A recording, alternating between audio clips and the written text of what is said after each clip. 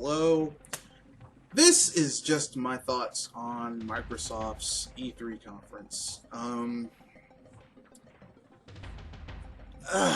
God. I'm of two minds. Microsoft made some good business decisions that kind of was like, that's good, that's a smart move.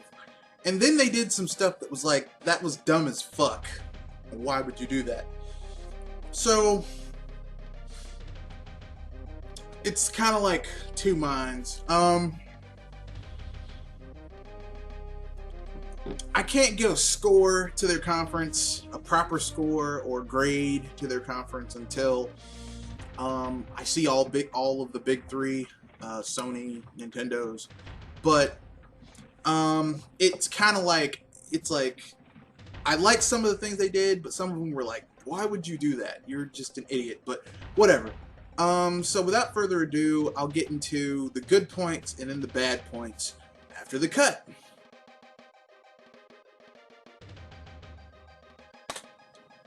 Okay then, so these are the good points. Backwards compatibility is a big thing. Now, I'm not gonna lie, business-wise, that's a smart thing. They had 3 console exclusives.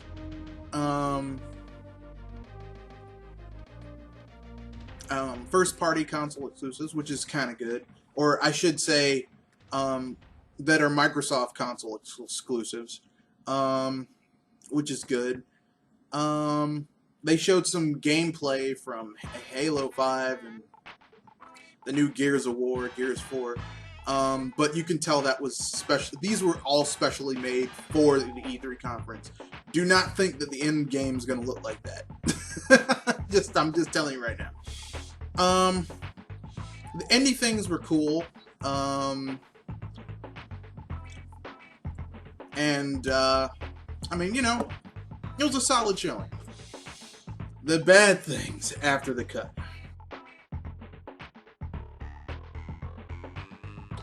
Alright, it's time to move on to the bad, in my opinion. In the good section, I talked about backwards compatibility. That's a good thing. Unfortunately, in my opinion, the Xbox One should have launched with backwards compatibility. Day one. That should have been... I guarantee that if the Xbox One, even with its higher price point, had launched with backwards compatibility, the system would have sold a lot more. Because people who had 360s, a lot of them would have said, oh, I get to keep all my shit. I just sell this, move on over, keep my games, carry my shit on over. They didn't do that, and it was fucking dumb. Like me patting Microsoft on the back for something that they should have done is like, you know, it's like congratulating someone for saying, well, I didn't go to jail, or I take care of my kids, or, you know, I used proper punctuation in a sentence. It's like, well, I mean, you're fucking supposed to do that. So, basic business etiquette, you should do that. That's also a negative thing. A lot of those games that they showed were multiplats, even though they didn't tell you that. It's either a timed exclusive or it's going to be hitting other consoles. So it becomes like, meh. It's also going to be on PC. So with that, I'm like, HoloLens looks cool, but the thing is that I'm not trusting anything that they show me until I get it in my hands and I see it for myself. So I'm feeling, you know, you might be trying to game me. I was kind of feeling the conference until they pulled down a Mustang GT. I was like, fuck you. What the fuck does a car have to do with gaming? More of this American company bullshit, dick measuring bullshit. Because I'm telling you right now, if you're getting excited about a game, about a car that is in the game, but I mean, a car has fuck all to do with a game. Even if it is a racing game, I'm sorry. It's just fucking stupid. The Rare thing, I was like, wow, I thought they were gonna do something cool. The only way you could give a fuck about 30 games for $30 and for 10,000 gamer points is if you're an achievement whore. And unfortunately, you know, not that I have anything specifically against achievement whores, but the thing is like the whole idea about achievement whoring and your gamer score and all that shit is built around the concept of, it's a derivation. It's a derivation off of people who back in the day were high score hoes on arcade machines. And unfortunately, like, games on consoles began to run away, to get away from being arcadey, and they took on a life of their own.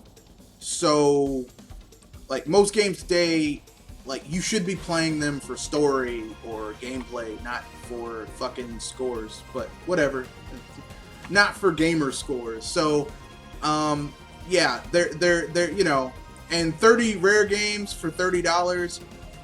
I'd say like 10, like the best Rare games ain't gonna be in there. You got Conker's Bad Fur Day, Banjo-Kazooie, Banjo-Tooie, and Perfect Dark.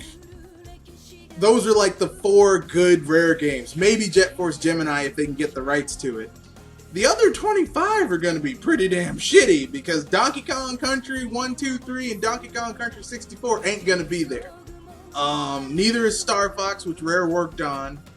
Dinosaur Planet. I mean,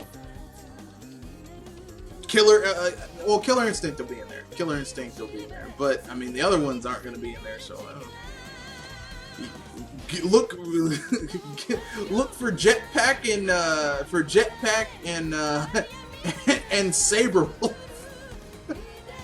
I mean, just and Den of Thieves. Oh joy! Prepare to watch another Rareware train wreck. I'm sorry. At this point, I just don't trust fuck from Rare. Like, just if it has Rare's name, I'm like, oh, it's fucked.